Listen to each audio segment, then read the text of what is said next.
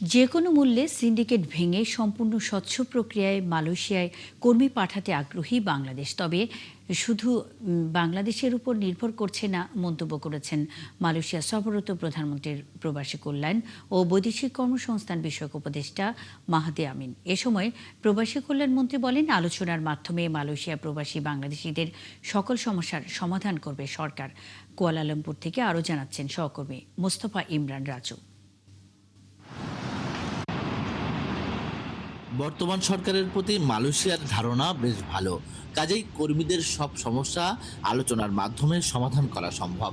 Malaysia সফরের শেষ দিনে এক সংবাদ সম্মেলনে সাংবাদিকদের প্রশ্নের জবাবে এমন মন্তব্য করেন প্রবাসী কল্যাণ ও বৈদেশিক কর্মসংস্থান মন্ত্রী আরিফুল হক চৌধুরী। চাই A1 SWR pipe and fittings, A1 engineers number 1 choice.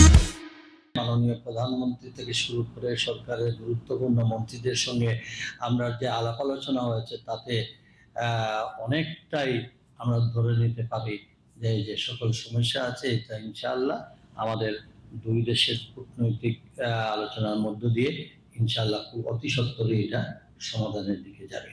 কুয়ালালামপুরে Bangladesh হাইকমিশনে community নেতাদের সঙ্গে মতবিনিময় করেন প্রবাসী কল্যাণ ও বৈদেশিক কর্মসংস্থান মন্ত্রী এবং প্রধানমন্ত্রীর উপদেষ্টা মাহাদি আমিন।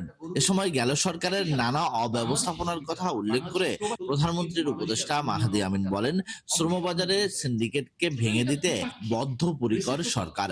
নতুন বাজার খোলার পাশাপাশি কাগজপত্রবিহীন প্রবাসীদের নিয়েও আলোচনা হয়েছে বলে জানান তিনি। এখানে যারা অবৈধ রয়েছেন ওনাদের ডকুমেন্টেশনের বিষয়ে কথা বলেছি। এখানে যারা গ্র্যাজুয়েট হিসেবে পাশ করছেন ওনারা কিভাবে আরেকটু লম্বা সময় থাকতে পারেন সেটা নিয়ে আমরা কথা বলেছি।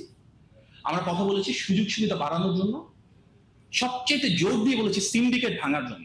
এর আগে মালয়েশিয়ার উচ্চশিক্ষা মন্ত্রী জামরি আব্দুল কাদিরের সঙ্গে বৈঠক করেন মাহাদি আমিন। সেখানে বাংলাদেশের উচ্চশিক্ষা, গবেষণা এবং দক্ষতার উন্নয়নে পারস্পরিক সহযোগিতা বাড়ানো ও মালয়েশিয়ায় বাংলাদেশি শিক্ষার্থীদের পড়াশোনা শেষে চাকরি খোঁজার জন্য 1 বছরের গ্র্যাজুয়েট পাস পাওয়ার বিষয়েও আলোচনা করেন তিনি। Mostafa Imran Raju, 71, Kuala Lumpur, Malaysia.